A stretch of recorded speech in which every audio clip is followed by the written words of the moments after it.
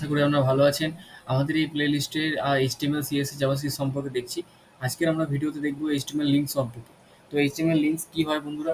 আমি যদি এখানে ভিজুয়াল বেসিক আমি ওপেন করে নিয়েছি এবং আমার যে ফাইলটা আমি কাজ করছি সেটা ওপেন করেছি।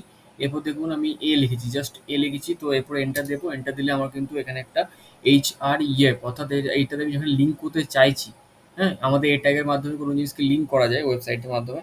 তো দেখুন এখানে HTTPS, হ্যাঁ, এটা আমি লিখবো বন্ধুরা। আর যদি অচেনা থাকে একদমই চিন্তা করবেন না। এখানে জাস্ট যা লিখছি আমি সেটাকে জাস্ট টাইপ করুন। ঠিক আছে? তো আপনার কিন্তু কাজ হয়ে যাবে। এবং google.com এ লিখলাম। ঠিক আছে? বেসিক্যালি আমি গুগল ওয়েবসাইটে যেতে চাইছি আমার ওয়েবসাইট থেকে। তো কি করতে হবে না, আমি যদি এটা লিখি তাহলে জাস্ট কিছু করতে হবে না। আপনি জাস্ট এটা লিখলেন, শুধু এটা লেখার পর আমি কিন্তু এখানে আমার পোর্টটাকে ওপেনিং করে নেবো। পোর্টটাকে ওপেন করলে দেখতে পাবেন আপনাদের, দেখুন এখানে যদি যখন আমি ক্লিক করছি এখানটাতে, এবং কিন্তু আমাকে এটা গুগলে নিয়ে চলে যাচ্ছে। ঠিক আছে? তো এবার হচ্ছে আমাদের এই যে জিনিসটা আমাদের যে এভাবে করলাম, এটাকে আমরা কি বলি? সাধারণত লিঙ্ক বলে থাকি। HTML link. তো লিঙ্ক আর কি কিভাবে কাজ করতে পারে? লিঙ্ক দেখুন আমাদের এইভাবে কিন্তু আমরা অনেক কিছু লিঙ্ক করতে পারি। যেমন হচ্ছে, এছাড়া আমি আর কি করতে পারি? আমি ধরুন কোনো আমি ইমেল অ্যাড্রেস দিলাম। ঠিক আছে? আপনার কোনো ইমেল অ্যাড্রেস আমি ওয়েবসাইট দিতে চান, যাতে যদি ক্লিক করলে যেন সে আপনার ইমেলে চলে যায়। তো এখানে কি করতে হবে না, মেল টু লিখতে হবে। মেল টু লেখার পর দেখুন আপনি কিন্তু যে কোনো একটা মেল দিয়ে দেবেন, যেটা আপনার ইচ্ছা। ঠিক আছে? আমি এখানে দিলাম টেস্ট, ঠিক আছে, @gmail.com। বন্ধুরা এটা লেখার সাথে সাথে আমি কি করলাম না, এখানে আমি কি করব, এখানে আমি email dot email email just email লিখলাম। ঠিক আছে? দেখুন ইমেল হয়ে গেল। ঠিক আছে? এবার দেখুন আমি যেই আমি এখানে ক্লিক করব, আমার কিন্তু ইমেল অ্যাপ্লিকেশন, আমি যে আমার ইমেল অ্যাপ্লিকেশন খোলার জন্য আমাকে বলছে। ঠিক আছে? তো আমি কিন্তু এখানে আমাদের ইমেল অ্যাপ্লিকেশন ওপেন করে আমি কিন্তু এখানে আমার মেলটা সেন্ড করতে পারি, যদি ওয়েবসাইটে যদি আমি চাইছেন।